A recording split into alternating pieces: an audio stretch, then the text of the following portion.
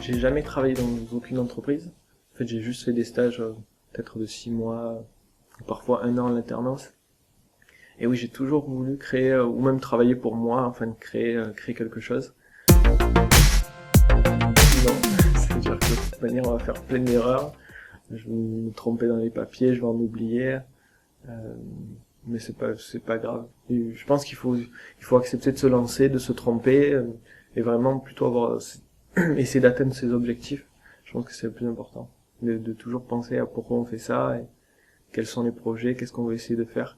J'ai très vite pris un expert comptable, et j'essaie surtout de bien organiser mes papiers, d'avoir, on va dire, plusieurs classeurs et de juste ranger dès que j'avais des papiers.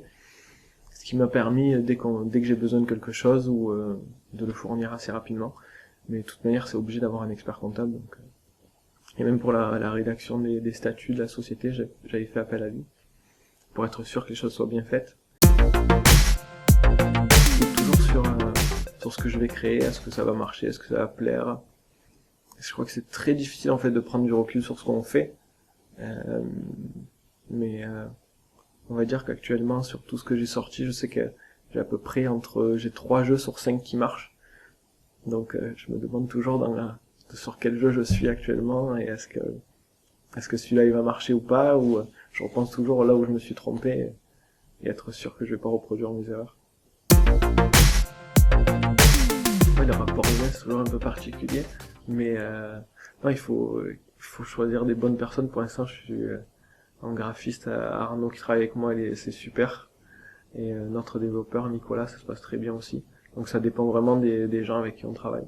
J'ai de la chance de travailler dans le jeu vidéo, et du coup les gens qui travaillent avec moi, ils sont souvent contents, parce que c'est agréable, je pense, de produire ce genre de choses. Et bon, il faudra qu'ensuite la gestion elle soit bien faite pour que tout le monde se sente bien dans l'entreprise. Donc je vais plus faire en sorte que tout le monde se sente bien, faire en sorte que les projets fonctionnent, et le reste, ça sera plutôt des conséquences, et je pense qu'elles seront positives. Je pense que je le vois après que j'ai fait des erreurs. c'est avec un certain recul. Enfin, ça dépend.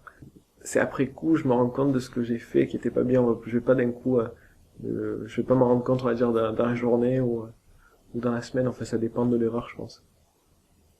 Surtout quand c'est sur un projet, je pense que c'est soit à la fin, s'il a pas du tout marché, on est obligé de prendre du recul et de se dire, ben, c'est nous qui avons foiré. Je change de stratégie, et on verra si c'est la bonne ou pas. Pour l'instant, ça a payé, ça marche bien, donc je vais continuer dans ce qui fonctionne, tout en tentant encore des choses un peu innovantes, un peu risquées, qui vont peut-être pas marcher, mais en étant conscient que ça pourra ne pas marcher. Mais au moins, je choisis quelque chose, j'essaye de voir dans cette voie-là, tout en gardant ce qui marche. Au moins, je peux encaisser les échecs et continuer d'avancer.